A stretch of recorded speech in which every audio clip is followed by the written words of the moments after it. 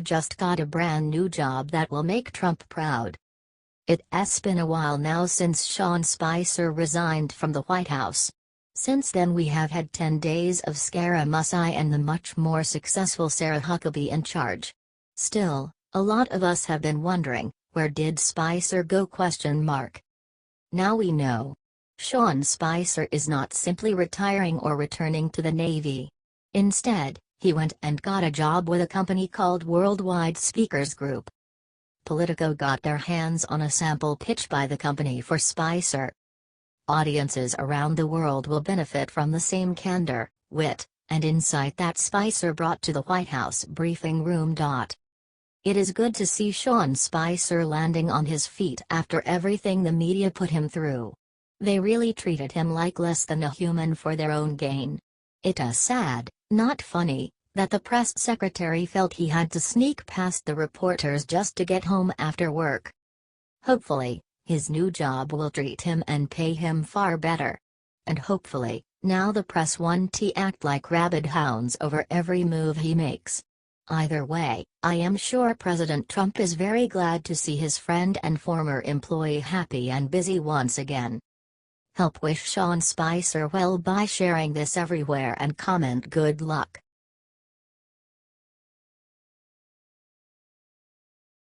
Good luck. Barron Trump's big plans for tomorrow will make every American smile. Barron Trump is starting school. Barron will be attending St. Andrew's Episcopal School in Potomac, Maryland, and is the first child to ever go to that school.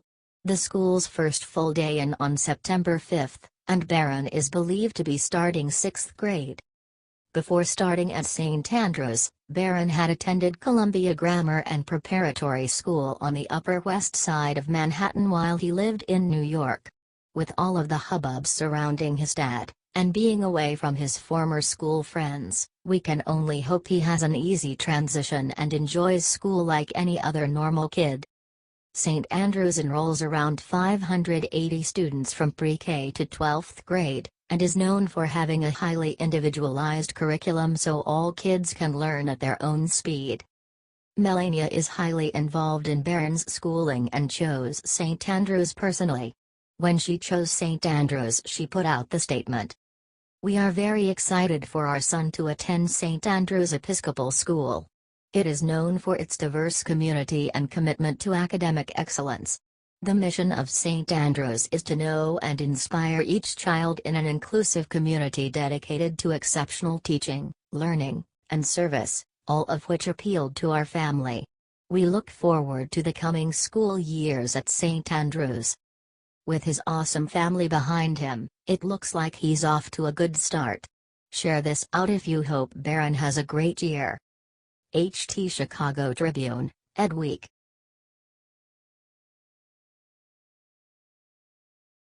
Right after speaking to astronaut, Trump says 4 words that shocked the media to their core. Astronauts Peggy Whitson and Jack Fisher came back to Earth from the International Space Station this weekend. President Trump got to speak to them and congratulate them for their incredible accomplishments while in space, The Hill reports. The White House readout of the president's call to the astronauts is as follows. "They make us all very proud. Exploration has always been at the core of who we are as Americans, and their brave contributions to human spaceflight have continued that great tradition. But here's the best part, the president personally called out Peggy Whitson, who set a U.S. record for longest consecutive days in space at 665 days.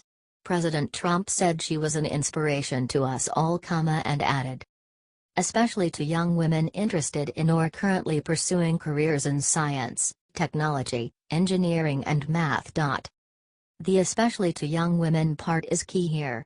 The media and the left in general are always going on about how President Trump hates women or thinks they are less than men. But that couldn't be further from the truth. As this quote shows, the president is proud of the incredible women scientists in this country and he wants to encourage even more. The media definitely isn't going to advertise this one though, so share it loud and proud, patriots. The Hill.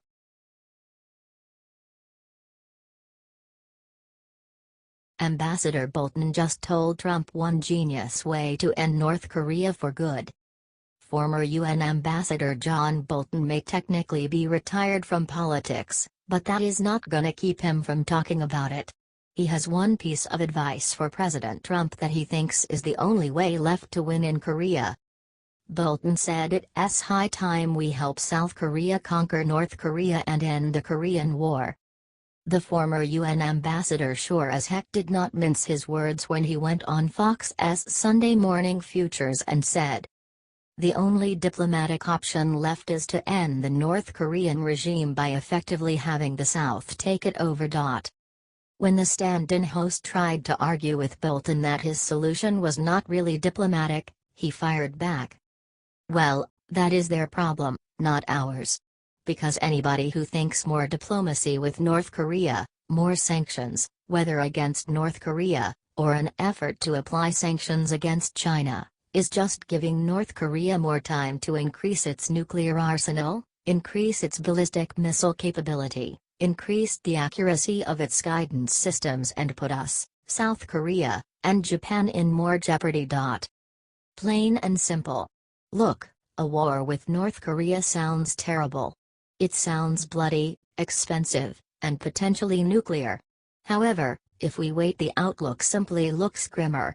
If you think Trump should take Bolton's advice, let him know by sharing this everywhere.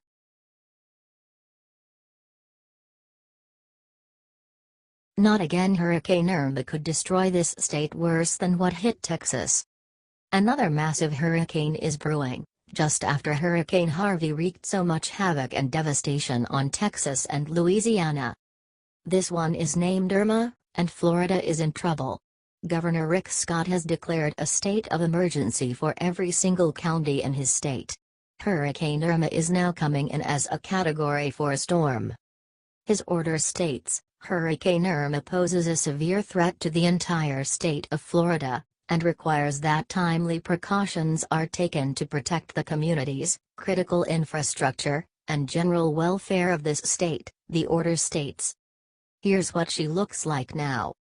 Courtesy of Fox News via YouTube.com. While she's expected to go up the East Coast, there's a small chance she could move into the Gulf of Mexico, where Harvey just left. While I hate to see a hurricane of that magnitude hit anywhere, it would be so awful if another went into the Gulf so soon after Harvey.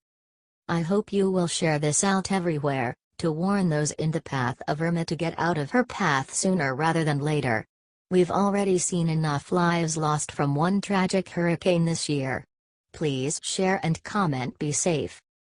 H.T. The Hill.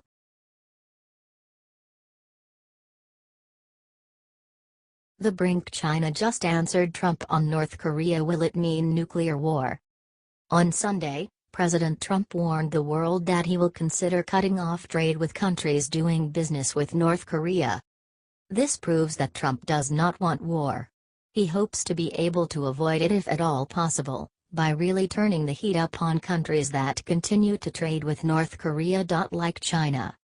China's foreign ministry spokesman responded this way. What is definitely unacceptable to us is that on the one hand we work so hard to peacefully resolve this issue and on the other hand our interests are subject to sanctions and jeopardized. He also said he felt it was unfair. I don't think Trump's plan of action is unacceptable or unfair at all. China may have worked so hard to peacefully resolve things with North Korea, but it clearly has not worked. After all, North Korea just claimed to have successfully tested a miniaturized hydrogen bomb capable of fitting on an intercontinental ballistic missile. Watch here.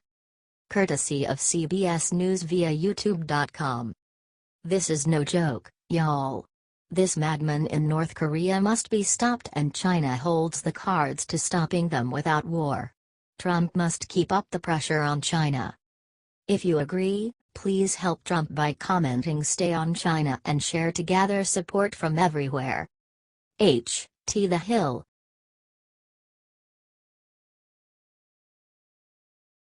Shock attack. Nikki Haley just said the 3 words North Korea was praying she wouldn't say. U.S. Ambassador to the UN Nikki Haley urged the UN to exhaust all diplomatic actions for North Korea before it is too late at an emergency meeting of the UN Security Council on Monday. The talks come in wake of North Korea's sixth nuclear test over the weekend. Pyongyang claims that the test was of an advanced hydrogen bomb, which could be used on long-range missiles. Haley pointed out decades of diplomatic failures in North Korea, saying that enough is enough.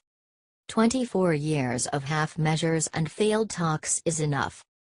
President Trump tweeted that stopping trade with all of North Korea's trading partners is an option he is considering. That would include China. Haley backed up the president's threat, saying, "The U.S. will look at every country that does business with North Korea as giving aid." Haley said that North Korea seems to be begging for war and noted that although the U.S. does not want war, our country's patience is not unlimited.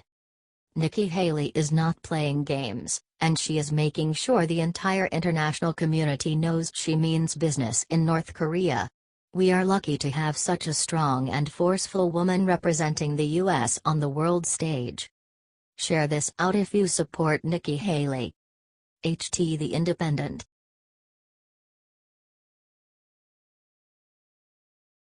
Shutdown disgusted Chuck Grassley just gave Comey the worst news of his life. Senators Chuck Grassley, Irma, and Lindsey Graham, RSC, sent a letter to FBI Director Christopher Wray on Wednesday slamming former FBI Director James Comey, McClatchy reports. Grassley and Graham allege that Comey had written his statement exonerating Hillary Clinton of wrongdoing in her email investigation before the FBI had even interviewed several key witnesses. That's right, folks, Comey didn't even bother collecting all the facts before clearing Hillary. Can you imagine if this woman were actually elected? Grassley is the chair of the Senate Judiciary Committee, and Graham is a senior committee member. Their letter states, "It appears that in April or early May of 2016, Mr. Comey had already decided he would issue a statement exonerating Secretary Clinton. That was long before FBI agents finished their work. Mr. Comey even circulated an early draft statement to select members of senior FBI leadership. The outcome of an investigation should not be prejudged while FBI agents are still hard at work trying to gather the facts. Yeah. Makes loads of sense. But only in the topsy-turvy world of the Clintons would people be cleared before getting all the evidence." Grassley and Graham noted that as many as 17 key witnesses, including former Secretary Clinton and several of her closest aides, had not been interviewed by the time Comey started writing his draft. Luckily, with the Senate Judiciary Committee on the case, the truth seems to be finally catching up to her and Comey. McClatchy.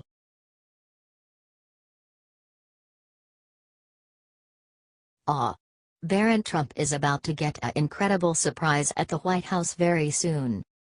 3 portraits are on their way to the White House: a painting of President Trump, First Lady Melania Trump, and a very special portrait of President Trump hugging his youngest son, Barron. The portraits were a gift from Barry Wingard, an artist and Trump supporter. Wingard contacted Congressman Mike Kelly, who helped get the paintings delivered to the White House. Originally only the 2 paintings of Melania and President Trump were planned, but when Rep. Kelly and one of Trump's staff members saw the portrait of the president hugging Barron, they knew they had to have that one too. The portrait is from a picture of the father and son at the Republican National Convention in 2016. This could be the first portrait of a president and his son to ever be hung at the White House. It's unknown where the portraits will be hung in the White House. That will be decided by President Trump and the First Lady. Check out the portraits in this video. This painting is so sweet, and something the father and son will surely cherish the rest of their lives. Love the First Family? Share this loud and proud, patriots. HTTMZ